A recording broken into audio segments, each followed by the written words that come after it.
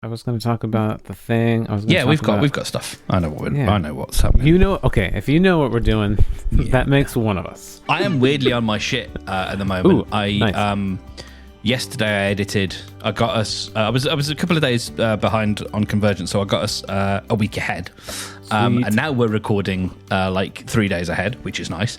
And I wrote, recorded, edited, and scheduled next Monday's episode of Undo. Hell yeah. So I feel like an absolute, like my weekend, I don't know what I'm going to do. There's a part of me that's like, could record an episode over the weekend and then I'd get one ahead. Yeah. Which would be useful. For sure. But we'll see. It's nice to be in this position. Yeah, that's really great. Good. I'm kind of feeling a little bit similar. I now have, so I have that client that wants the end of May for that expansive bathroom remodel. Super stoked about that. They're all but confirmed, all but signed to the contract. But they've already started ordering materials, and they said, yes, we absolutely want you. So it's like, it's a pretty set thing. And then I have an old client that wants a kitchen remodel in the fall, which is actually kind of a funny story because I already did that kitchen. And I did a pretty major remodel in that kitchen, but we didn't do everything. We didn't replace the cabinets, and they're not super happy with the floor they picked out because it's showing more wear than they wanted it to. And so, yeah, they just want me to come back and remodel that same kitchen again. Lovely. And yeah, so perfect. That's pretty great.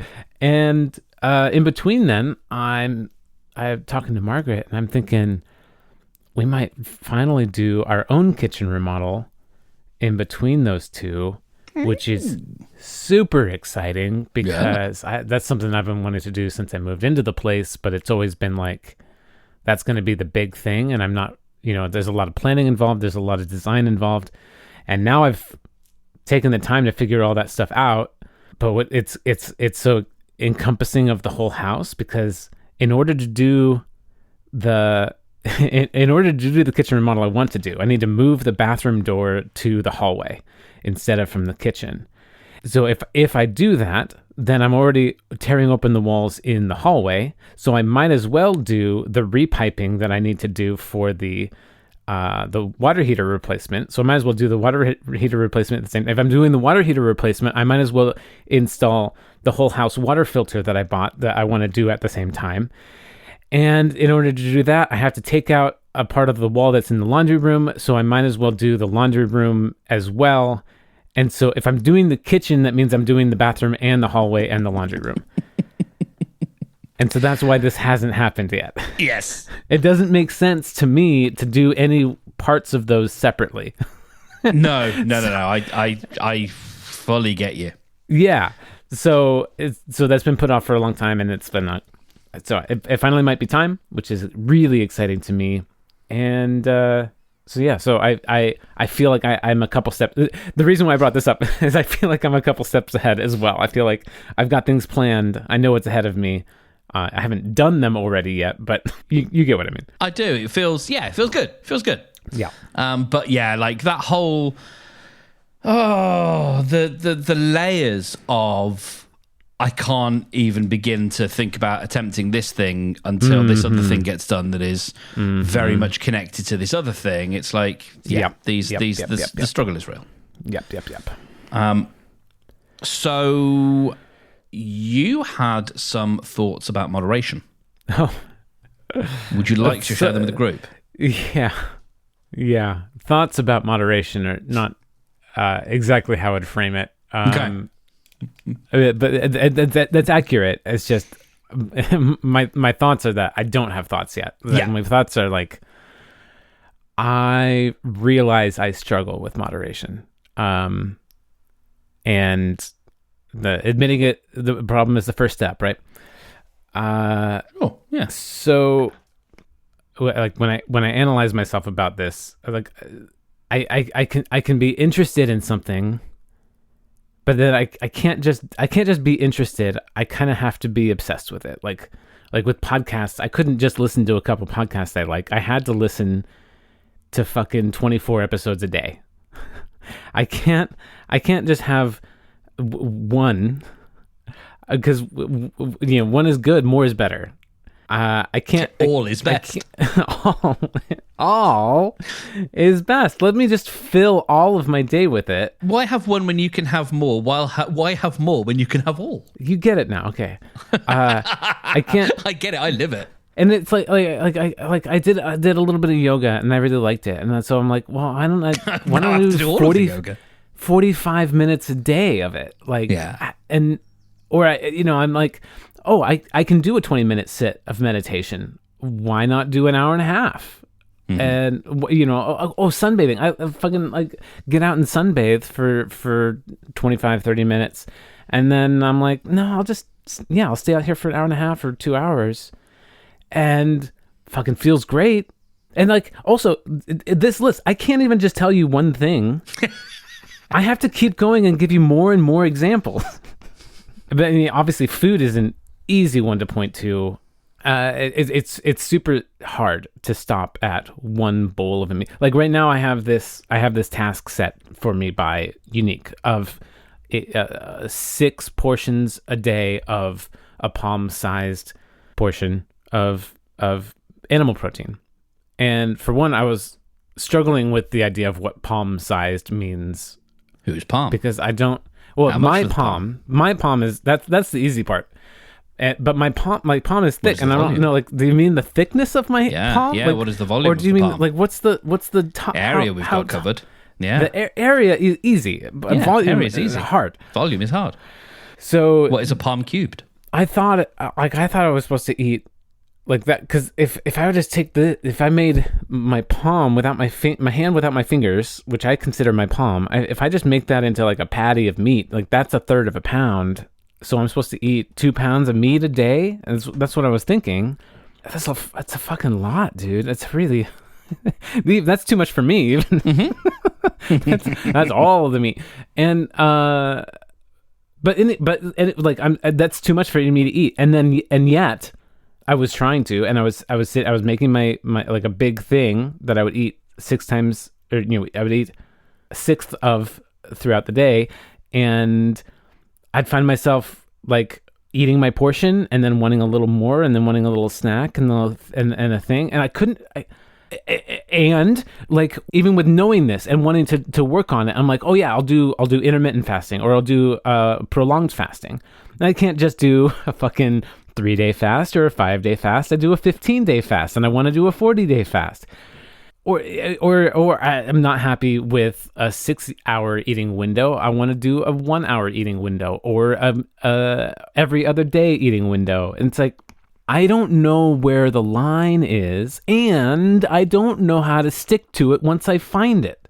And I don't like admitting this. Oh, okay. Tell me about that. I don't like it. I don't feel comfortable. And yet I'm constantly trying to make myself feel comfortable. What feels uncomfortable? I feel weak. I feel like I don't have control over myself. I have an inner monologue when I go and have that chocolate bar that I'm not supposed to have. I'm like, I know I'm not supposed to eat this chocolate bar. And it's like, okay, yeah, you can change the language to be like, no, this isn't good for me. This isn't love me back. Whatever. It's all the same thing. You're just sure, some people find it better to talk to themselves in a different language. I feel like it's still the same. The point is still the same, is that ideally I'm not eating it. You're too smart to be outsmarted by your own bullshit. Exactly. Yeah, that's why affirmations don't work. It's like, I'm sorry to anyone for whom they do, but like... They do work for some people, and that's great. Maybe, but like, maybe, I don't know, like, I'm too smart to fall for my own bullshit. Yeah. Like... That's why they don't work, because on the other end of that, the person looking back at you is going, yeah, you're just saying that because it's an affirmation. Like, you can't outsmart yourself. I understand about the neuro, relaying the neuro pathways and stuff, but like, yes, that's what I was you've got to believe it enough to be able to, like, you know what I mean? So, yeah. I do believe that there is some credit to fake it till you make it kind of thing, where if you do say it to yourself enough, you do start to believe it. I have encountered that, but like when and so like I get what you're saying, and I agree to an extent, but I feel like, and maybe I'm wrong, correct me, but I feel like when I'm saying to myself like I'm not supposed to eat this, I don't feel like that's the same No. kind of No, it's a realm. Yeah. I'm not telling myself I'm bad for eating it, and I don't feel like I'm bad for eating it. I just know that it's not taking me towards my goals of losing weight and feeling better. There is another competing goal. Yeah. At the time. Yeah. Wow. Competing goals. That's frustrating. Yeah. This is interesting. Welcome to the world of am I neurodivergent? Question mark. Oh, okay. Yeah. I mean, question mark for sure. What was that you were saying inside your cup? Question mark for sure. Question mark. I mean, I am weird and different. Yeah. That's clear as day. Your crazy matches my crazy. I love you too. Yeah, I think, that is a not uncommon experience. Like all or nothing, min-maxing. Yes. Yeah, I'm just min-maxing. Yeah, it's when I had my therapist who wasn't very wasn't as good. That is one of the things he did point out. It's like you tend to I tend towards an all or nothing kind of mindset with certain things, and it's landed me in a lot of trouble. Because I go all in on I'm going to exercise every day, and because if I give up, if I fall down, then I'll never get back up again. And that's sort of where I am with Undo. It's like if I miss I'm kind of worried, scared about missing a week because I don't know what that it makes it easier to miss the next week, and then it makes it easier to not care as much, and then on and on and on you go. Sure. Into moribundity, which I don't know if is a word. The noticing of it, how new is that? I mean, it struck me this week, but it's been at varying levels of conscious awareness of it throughout my addiction recovery process. So 2003, no, 2013. Just a decade here, there somewhere. I think there's got to be a link between the bit. I mean, it's I have a lot of sympathy for people who have an addiction to alcohol because of, and I think it was put really well in The West Wing with Joe McGarry saying, I'm probably paraphrasing or mixing it up with someone else, but certainly the idea that I had never the idea of just having one drink, what is that? Yeah. And that being the end of the night, tasty aperitif. Aperitif? Yeah. No, aperitif. I can't remember. Aperitif? Aperitif. That's the aperitif. Or digestif. Yeah. Yeah, and just knowing that's enough. Yeah, that was enough. That was enough drinks. No, you've had enough drinks when you've passed out. That's when enough is. When you're no longer conscious. When you can't have any more. Yeah, when you can't have any more, that's when you've had enough. And so it stands to reason if your addiction, if you're the personality trait that goes with that kind of thinking, if that leads you into something that we might call an addiction, whatever it is you're addicted to, it probably can also, there's the same part of the brain that can also lead you to finding all or nothing type solutions to your problems. And, for sure. We had this discussion a couple of weeks ago about the push and pull. I've been talking about moderation from the other direction, and balance. And because those are things that I've had to learn about my own tendency to veer wildly in different directions. I am nothing but healthy now. I am just a fat slob and I'm going to eat all the pizza. It's just binary. Mm-hmm. And I think it can be hard for us to find that middle ground. I had a bit of a revelation of sorts yesterday. Well, cool. Revelation pending, let's say. Okay.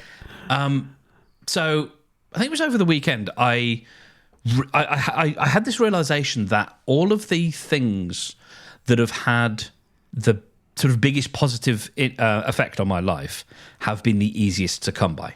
My parents found this flat because they'd bought a flat that they were just doing up and going to rent out across the road from me. My brother found my previous flat in a newspaper and just said, "Hey, check this out," and I went and I bought it. I won a game show with my dad. The job that I held the longest, I sent an email saying, "Is there a mark size hole in your organisation?" And I went in for a sort of an interview, and then I got the job. The job I had before that, I had an easy interview, or a fairly easy interview, it seemed, and I got given the job after a couple of hours. Podium happened because it was a side project, and I thought it would be fun, and it happened. Yeah. I've also worked very, very hard, and I've ground. I've done a lot of grinding. Yeah. And I don't really have anything to show for that. So, there is, you can look at it on there's the abundance mindset versus the scarcity mindset. One way to look at this is, and I have been here before, I work so hard and I haven't got anything to show for it. Versus the other side of that coin is the things that have meant the most to me have come the easiest. Yeah. So there was that thought. And I was thinking about it in terms of this hopefully new direction that I can go in terms of where my income comes from. Yeah. That then allows me to live reasonably comfortably and predictably and do the community stuff that I want to do. And that's come, if it works out, it will have come pretty easily. I've had to put a metaphorical suit on and look sort of smart and send the information off to people. But that's not hard. That's just proving the stuff that I already know. It may not work out, but so far there's no forcing it. And I was even looking at the website today, which is this thing that I have to send off for people to review and see if they're happy. And rather than tweak it, rather than mess with it, I just went, you've sent it to the guy. You will find out what the next stage is. Nice. Yesterday, as I was editing one of our episodes, I had the thought about my attitude towards food. And I have had the narrative, stop me when this sounds familiar, I have had the narrative from a very early age that I am someone who struggles with his weight. Oh, yeah.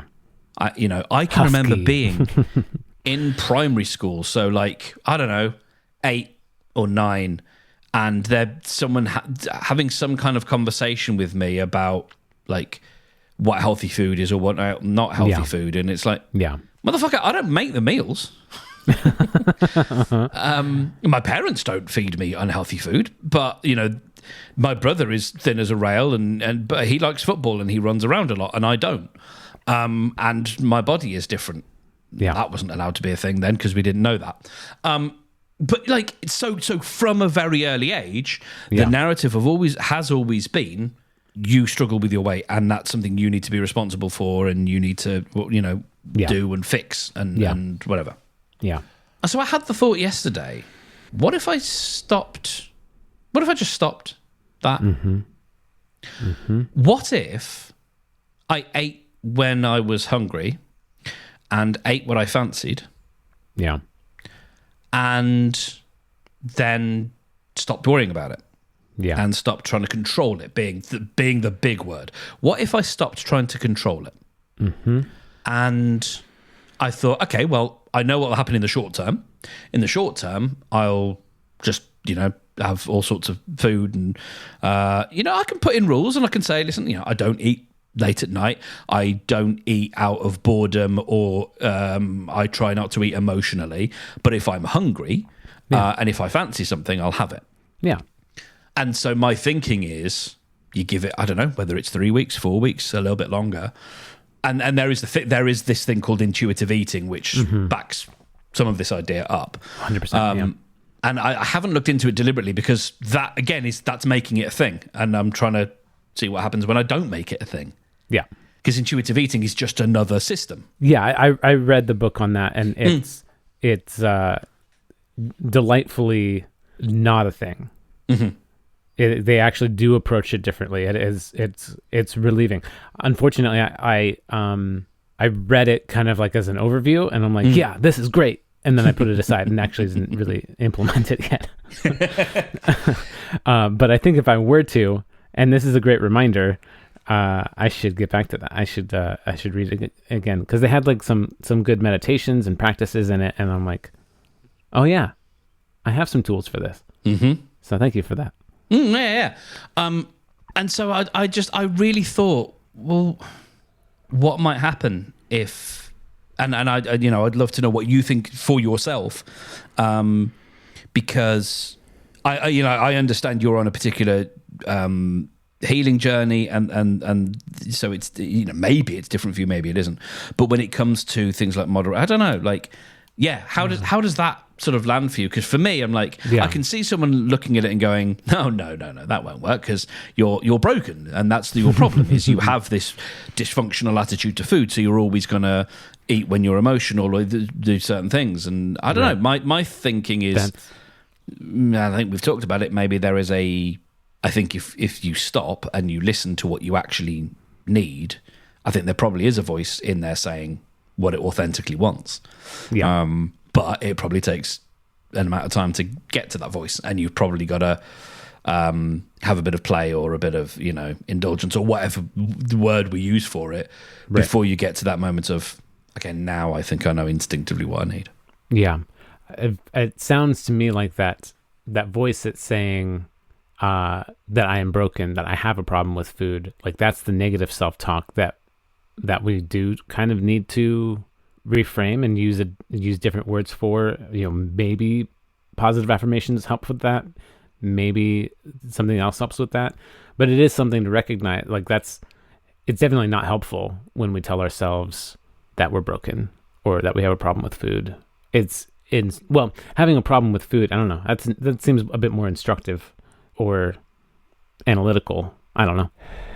Yeah, you asked about like how that resonates for me, and I mean I completely have a similar background with, because like my mom was large, my dad was medium, my sister was small, and I was large, and I was much larger than all of the kids in my class, and yeah, I definitely felt other, and I was made fun of a lot. And yeah, that absolutely like just instills this inner feeling of inferiority and otherness. Something that occurs to me, and I just wonder if it's okay, just sort of not put a pin in it, but like, I don't know, whatever. There are so many things that kids grow out of, but there's something so identifying, about being told certain things about, like, whether it's your weight or whatever, that if that story in that crucial developmental stage from whatever it is, 5 to 8, if the story is you are someone who has a weight problem, then the thing that the other kids might grow out of, you never do, because lots of kids have, whether it's puppy fat or whatever else, and there are plenty of other traits that kids have that or issues or whatever that they grow out of. But if you're stuck with that story, or that story has stuck with you, right, maybe you can't grow out of it. And that was my thought on childhood. Yep. This is making me want to get back into a small habit of self-hypnosis.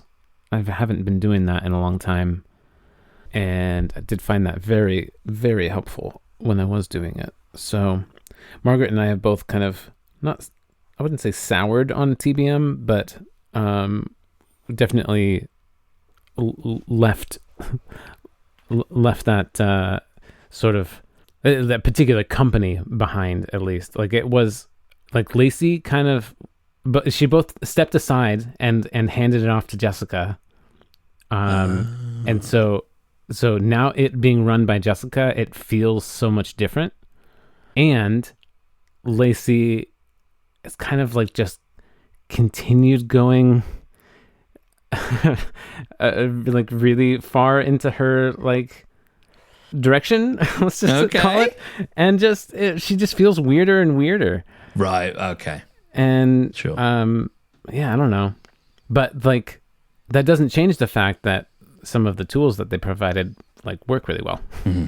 So I'm gonna give some of those a try and get back to the intuitive eating book. I think that might help me get a better grip on that. Because I mean my one of my big struggles right now is like I eat till I'm full. I don't trust, like this has been a common refrain in our podcast is I can't trust the messages my body gives me.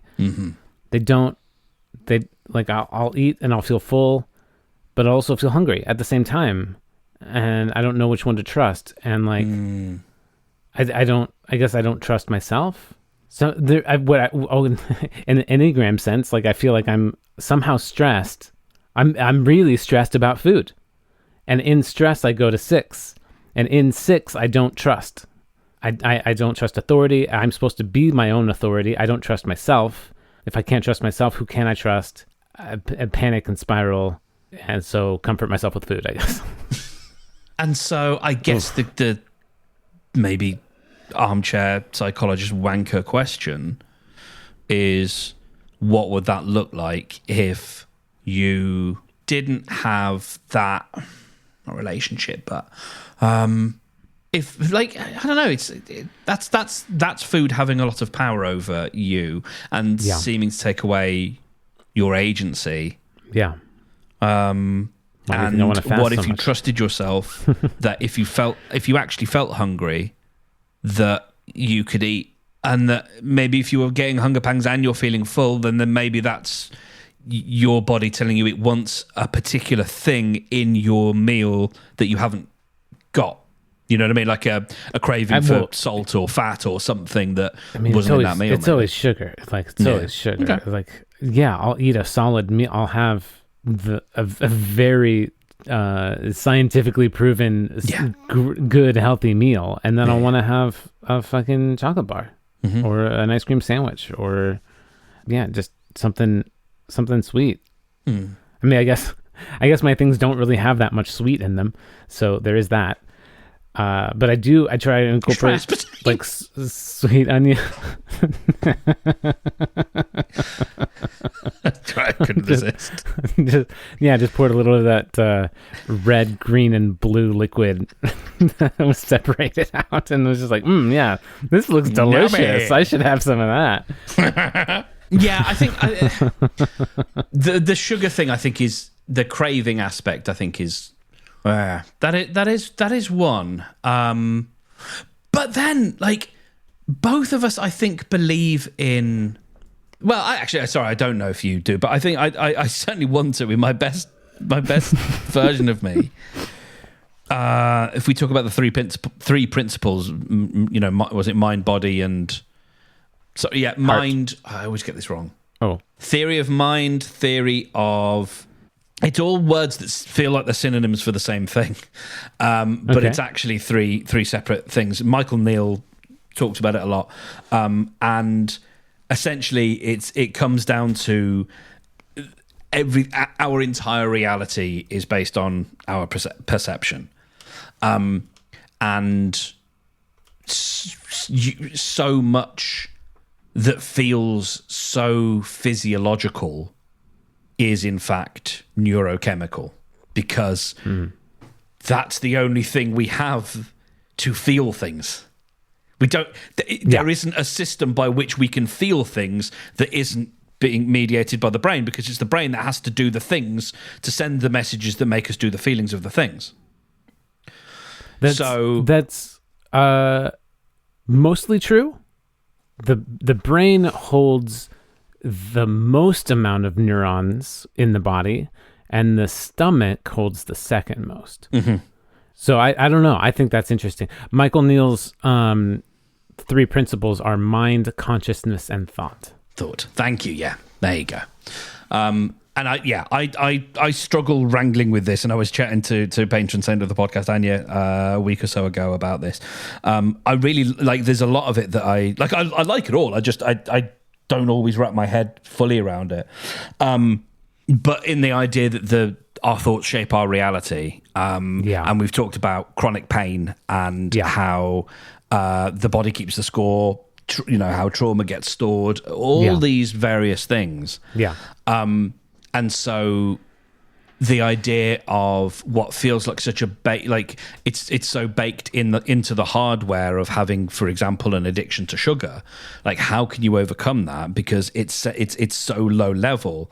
It's still mediated by thought, or by mind. One of these levels, and that can be changed. That can be hacked. Yeah. And so, like, I 100% sympathize is not the word, but I'm with you when it comes to, like, for example, a sugar craving, because that feel like it's so in the firmware, and then it makes the ability for you to trust those signals a lot harder, or the ability to just finish with a balanced meal, because then you've got this other thing. And I think there's probably no way of. And if you keep reinforcing that as a problem, then that's going to be more and more and more of a problem. Sure. So I don't know. I'm just exploring these as ideas. They might be extremely naive, but there's something in me that just wonders whether, there is a way of doing the complete opposite of being weird about it. It's like, how can we take the being weird about it and do its complete about face, and be so normal about it that we're just like, no, I'm not someone who, and it doesn't need affirmations, it doesn't need all these things. It needs a casual sort of, like today is today, and we'll see what happens. I don't know. I keep saying this thing and then bailing on it, but man, I have a hunch that there might be something there. Yeah, and I'm giving it a go anyway. Nice. Well, report back. Yeah. Well, so far I've had a cream egg. So far I had this morning, because this was the thing. I successfully avoided having any cream eggs this Easter. Well but done. I did have Easter was packed. Oh man. So here, okay, another area where and this is, I think, actually what triggered me sending the message to you. Or maybe I can't remember. Maybe I sent that before Easter, but I knew it was going to be a problem by Easter. But we went to so we went to church. That was great. Fun time. There was an after party at church, and where they had little plates of like a buffet of meats and cheeses and fruits and cakes, and I got the last little piece of meat, a couple pieces of cheese, had that first. It was great. It was delicious. And then they had cheesecake and carrot cake. Carrot cake's my absolute favorite cake. I love carrot cake. Oh, it's so fucking good. Mm-hmm. And this was a really good one. And I just had I had 2 bites of a small little square, and then I had a half piece of it was maybe 3 bites of the cheesecake, and I was like, man, that was great, and I'm done. I don't need to go back for more. I don't need to. That's cool. I'm just gonna walk away. We walked away. It was great. Then we go to Margaret's parents and have a nice little Easter lunch, split pea soup with biscuits and salad, and it was fucking great. And then she served fucking rhubarb pie with ice cream afterwards. And I had my large slice of rhubarb pie with ice cream, and then went back for another half slice, which nobody else did. But I'm thinking to myself the whole time I'm stepping up, I'm like, I'm one part of my mind is thinking, I don't need this extra half slice that I'm telling myself, well, it's just a half slice, that's fine. But I don't need it, sure, but I really want. I'm fucking so tasty. It's so good. It's making me feel good. I'm good. It's good in the moment. And I'm also, there's another part of me that's thinking, everybody else, consciously or subconsciously, can see that I'm the only person getting up and getting another piece of cake or pie. And so I'm monitoring myself through other people's eyes, even though they're not saying anything. But I know. Within me, I know that they can see and sense me doing these things, whether they care about that or not. It's happening. So that I found out really, really interesting. And then we go to another party. We go to a friend's party who has a bunch of people from church coming, and It was great, and they had pie, and they had cupcakes, and they were like olive oil sour cream cupcakes. So I'm like, maybe this is not so bad. So I had one of the they weren't cupcakes, they were muffins. They were glazed muffins, so it was kind of cupcakes. But anyways, your face is going all over the place. and it was good. And I just had one, and I was like, one. It was a little dry. But it was fine. It was too crumbly. It made a mess all over me. I wish I had a plate or something to contain. There were bowls that I didn't see until later, which I was like, oh. I did not have a piece of pie. Berry pie looks amazing. Funny thing on that, I did have a piece the next day because we were sent home with them. Because the host of the party was like, I don't know how to have leftover pie. I don't know how to. I don't know how to do it. So it just sits there. And I'm like, the fuck? You just eat it. I know what to do with leftover pie. I know how to have it.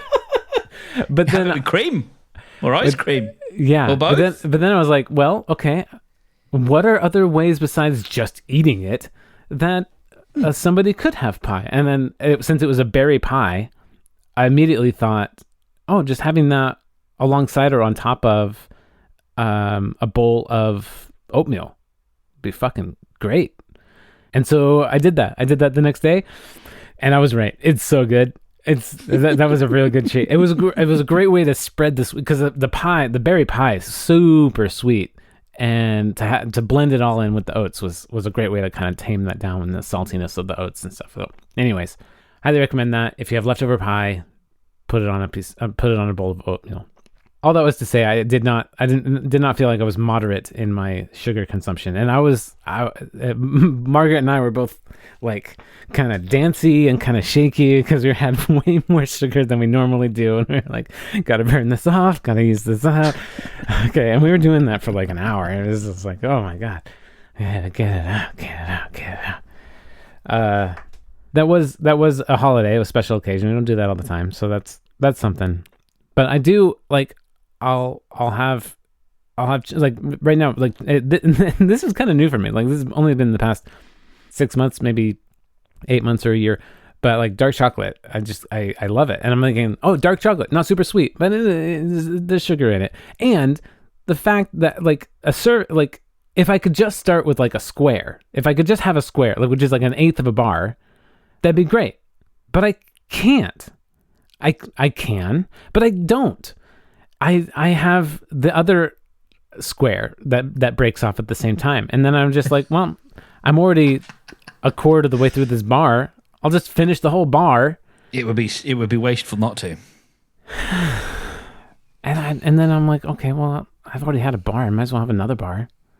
There's that all or nothing mindset. Yeah. Because, well, the hard work I've done is now out the window, so I may as well just go whole hog. Because the day's ruined. The day's wasted, yeah. Mm-hmm. Which isn't true. It's never true. No.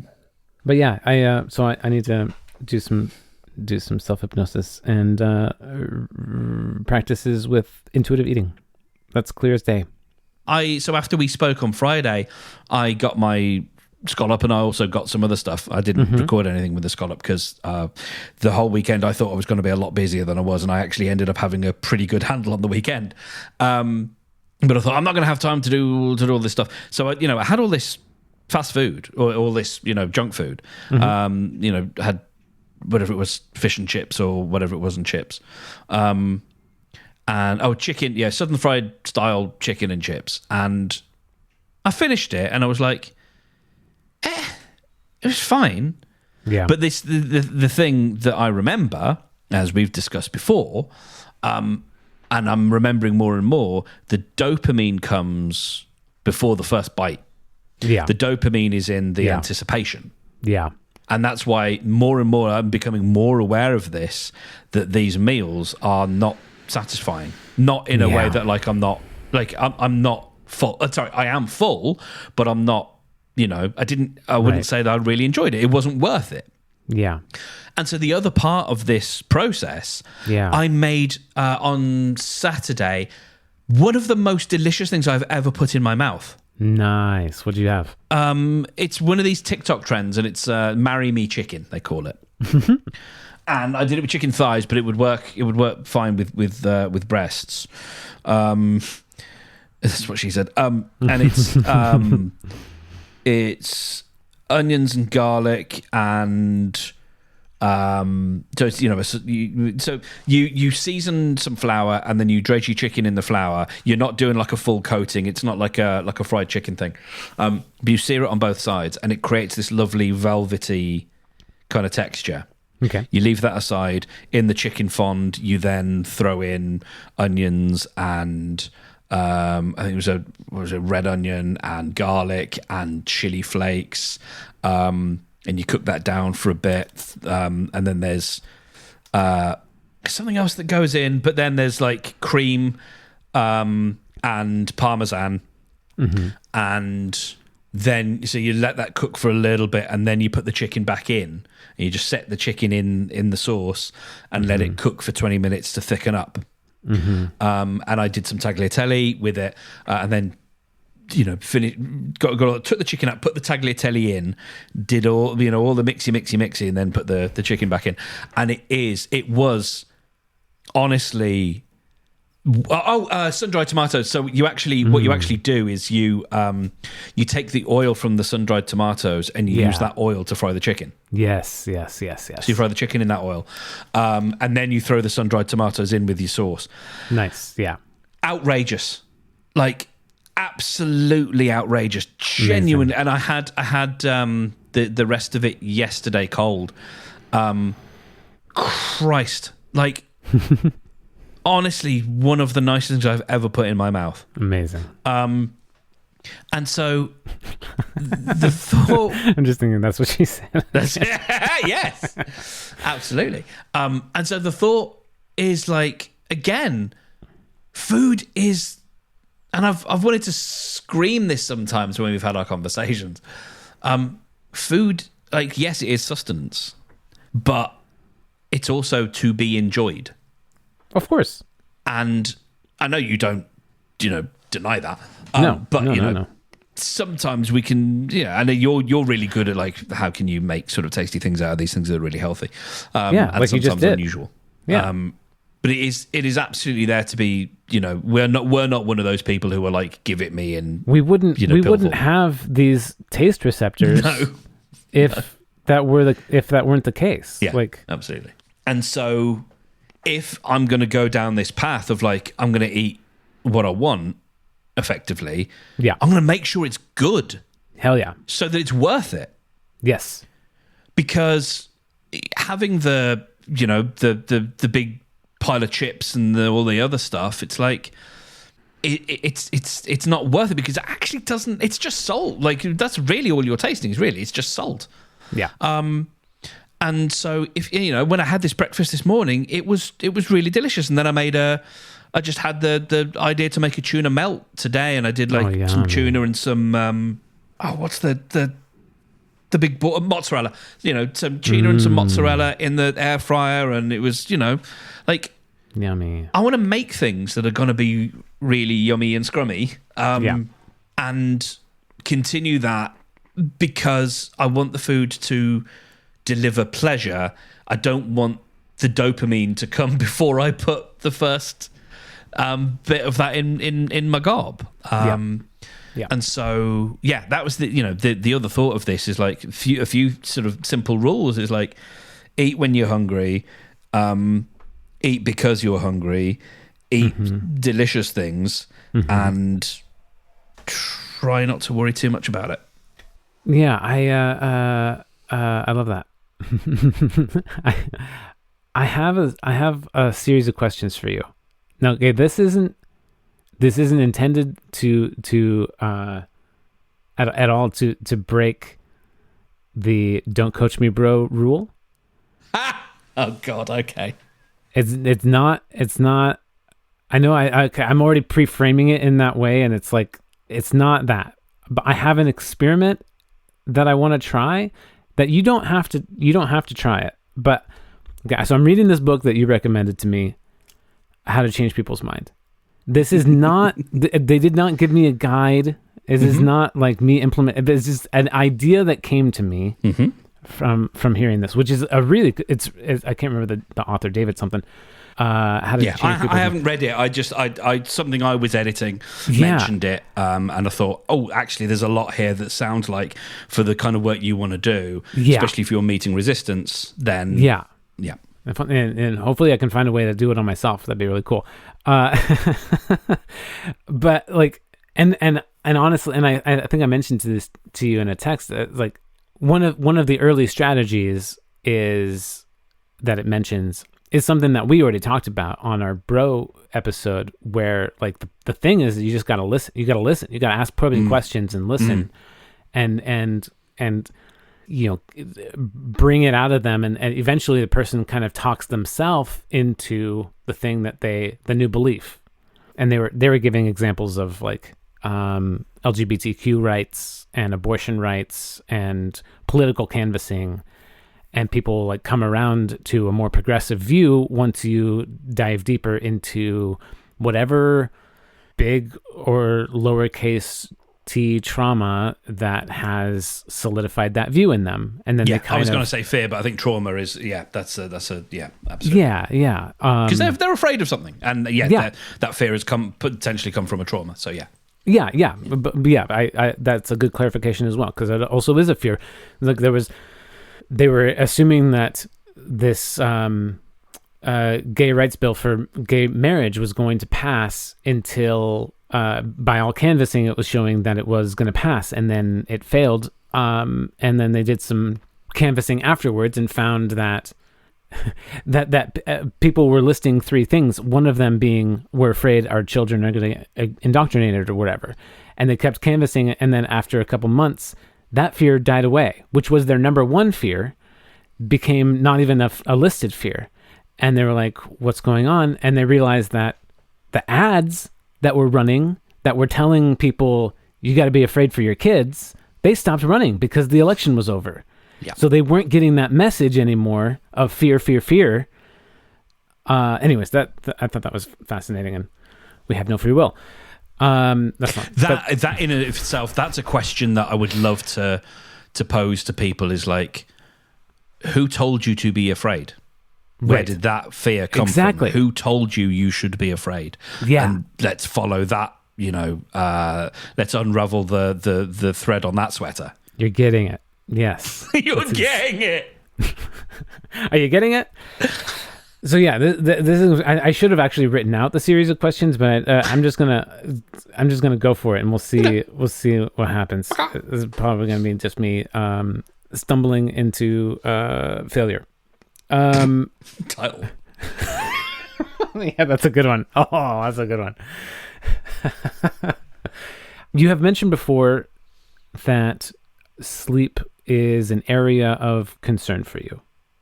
And how is your sleep currently? Is that something? I'm somewhat dragging myself out of bed, and I can definitely sleep in till about 10.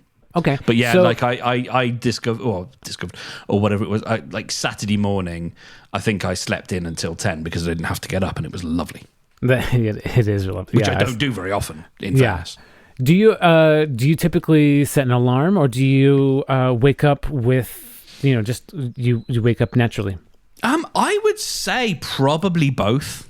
I have an alarm, but I have typically found my body clock typically wakes me up around that time. Certainly used to. Do you feel more rested with one or the other, or neither? Now this is interesting because I used to have on my... God, what was it? Was it my Pebble or was it something else? I don't feel like the Pebble would have been sophisticated enough, but I'm sure I used to wear something. There's a gentle wake up thing. Maybe it was a Fitbit or something. I'm sure I used to wear something that would detect your REM cycles. Yeah. And you could give it a window within which to wake you up. Right. And so if it saw that you were on the up, the upcycle, if you like, it would then wake you up, even if it was a little bit early. And, same if you were sort of too down in there, it wouldn't drag you out because it's dragging you out of the cycle. If you're down, right. I'm getting the terminology not exactly right, but like if you're sort of down cycling, if you're in that deep REM, because it is a cycle of, I can't remember what it is, 20 minutes or more. Something like that. There is a cycle. And if you get someone when they're like the down of the wave, right. In the valley of the wave, that's when they feel groggy when you've dragged them out. Yeah. And so the science being once they're near the crest of the wave, then you can pull them out. And I'm pretty sure I used to have something that did that, and it was pretty decent. And it was just like a nice sort of tap on the wrist kind of thing. And I felt like that was working out for me quite well, because otherwise there can sometimes be. And, I'm probably finding more often than not now that I'm awake 5-10 minutes before the alarm goes off. Okay. Sometimes a little bit more. Nice. And do you feel like, are there things that you do before bed, either the moments before bed or hours before bed, that affect your night's sleep?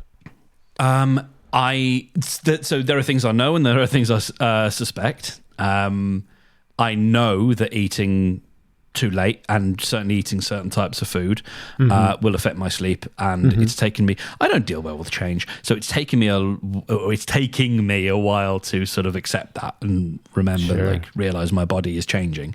It probably changed about 5 years ago, but I'm just finally catching up to the change. I can't eat a big meal and then be great for the night. Like, I will have some stuff. And sometimes, or almost all the time, I forget that when I'm doing the late night fridge raid, because as we've talked about dopamine and all the rest of it. Like, why is it that this isn't one of the questions? This isn't one of the questions, but like, why is it that we want to eat so much before bed? Like, why? Yeah. What?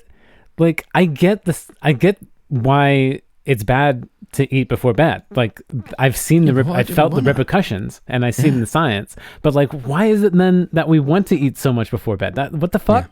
Yeah. It's a weird one.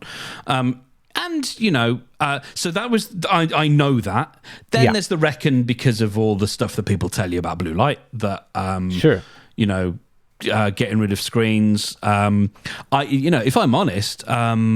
Actually, what's nice is, so I've changed around my bedside a little bit, and now I have a nice little lamp.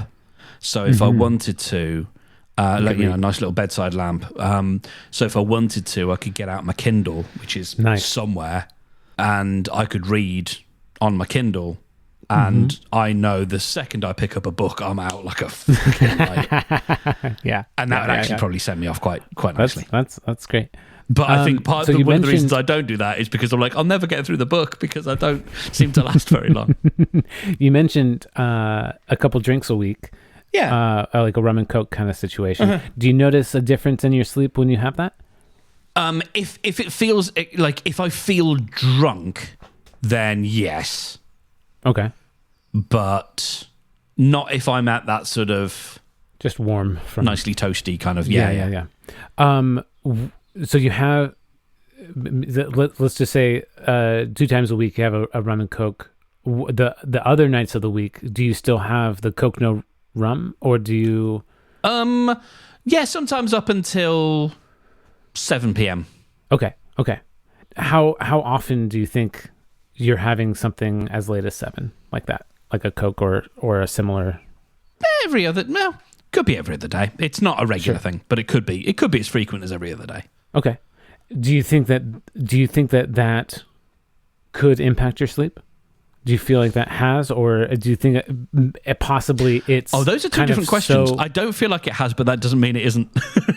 Right. I'm wondering, like, do you feel like maybe you have it so consistently, even if it's every other day, even if it's every third day, you have it so consistently that you don't kind of notice because it's kind of. No, I think often? I do. I think I do. I know the restlessness and the toss and turning that you get with when you've got too much excess energy. Is there a beverage or a drink or a thing that could be just the same to you as what you're having that doesn't affect you the same way? I would like to think so. I would like something it's got to hit a certain spot. Yeah. So of course there's the sugar substitute side of things, the stimulant on that side of things. But that's less what I'm. Only you can bring up aspartame.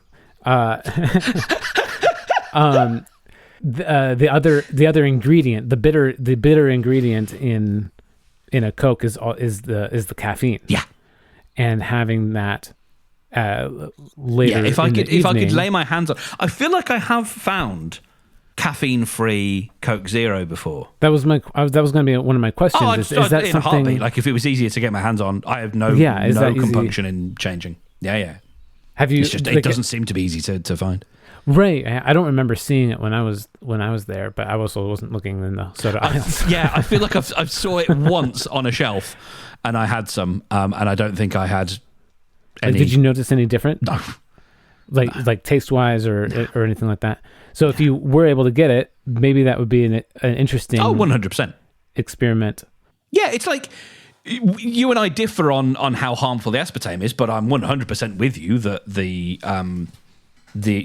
that extra caffeine is a swap that is 100% worth it. Yeah. The half-life on caffeine is like 5 hours, and caffeine works in two ways. Not only is it a stimulant, so it's pushing your adrenaline to engage, and you got that hormone response, but also diuretic. That's also that. They actually don't really know why, which is funny. That's fun. But it also blocks the receptors in your brain for the signals that you're tired. So it pushes you and makes you forget that you're tired. And so that's fun. Yeah, it's very helpful when you need it. Yeah, I mean, I have been contemplating a jumping off the caffeine bus again. Mm-hmm. I mean, I was thrown violently off the caffeine bus at the beginning of this year, against my will, not maliciously. Also, not entirely true. You still did have caffeine. It was just less. By having the decaf. Yeah, there's still 10 to 30% of the caffeine in there. Yeah.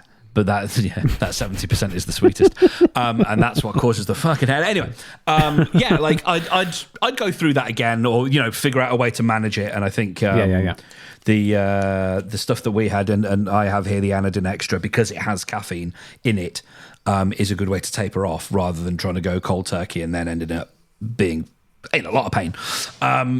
So I don't know. That's another thing. I see that. Could I make a suggestion that's different than that? Yeah. From what I've learned, taking a pill, not aspirin, but there's like a painkiller, is such a disruption to your microbiome that I was very hesitant to take it, Excedrin here when we were both so sick, because I know what damage it was at, but obviously you felt how painful that sickness, that flu that we went through was. Yeah.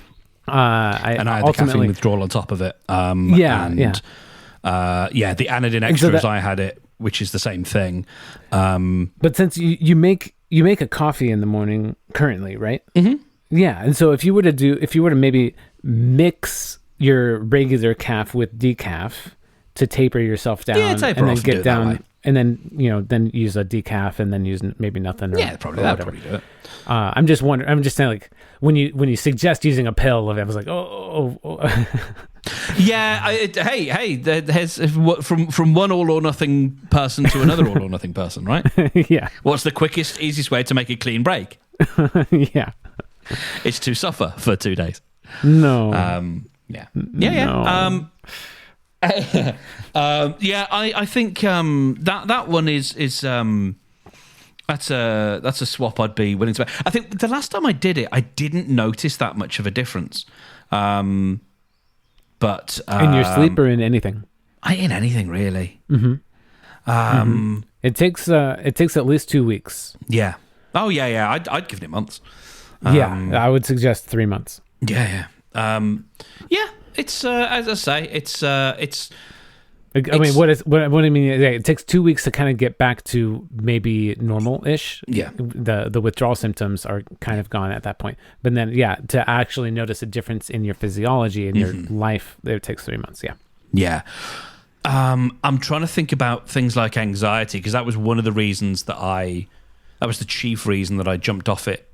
I think the last time is because I think the last time I was drinking caffeine, I was drinking a lot more than I do now, and I think the stuff that I drink now is not. Yeah, it's just not as strong, and there's less of it. I think. Yeah. Because partly as well, having my big fancy cup, because it keeps the drink hotter for longer. I'm not doing the thing where it's I'm forgetting about it for 4 to 5 minutes and then downing it because it's cold. Yeah. So I actually do end up probably drinking a cup less anyway. Nice. Cool. That's cool. And thanks for allowing me to kind of I'm very unpracticed at kind of those probing questions. I want to experiment more with that. For sure. And I don't have like I know like certain beats that I want to hit, but I don't know kind of the flow of things, and that's something that other people have studied and have a good design for and everything. I just need to kind of learn the beats a bit better. But you say the beats thing is interesting because part of that makes me think about, and I don't know enough about this and how it's done, but being mindful or wary of an attachment to the outcome that quote unquote you want. Yeah. And looking for certain beats might, Well, I mean, even in like, not. I hear you. Not necessarily in directing the flow, but like, here's the opportunity for this an question opening, or this or style here's here's an opening for an analytical question. Here's an opening for a deeper probe. Here's an we should change the topic. Like still there was definitely working on that side of things. Yeah, the 7 Habits book has a bit about this and about empathetic questioning, and then sort of detailed. It's like when you want to give advice. It was framed from a father and a son. Something like the son comes to the dad and says, "I want to quit college," and the dad obviously wants to say, "Why would you do that? You've got to think about your future, all your prospects, whatever." But there's a way of asking. You ask empathetic questions first. Yes.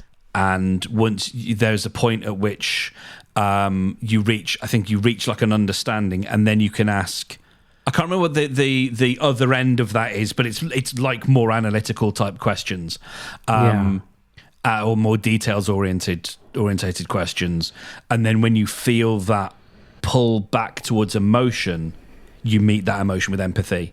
And then when that emotion is is sort of equalized, then and so that's how it's this sort of constant seesaw going back and forth, which I haven't explained very well, but I think was a good sort of chapter in that book, which is only very slightly problematic in places, but like there's some good stuff in there, and I think that was one of them of how you meet those kind of conversations. And I suspect that there is a lot of stuff that all of that world is, it's drinking from the same trough.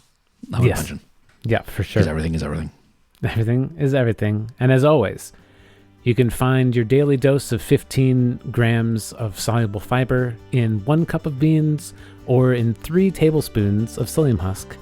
And correct me if I'm wrong. Go psyllium husk.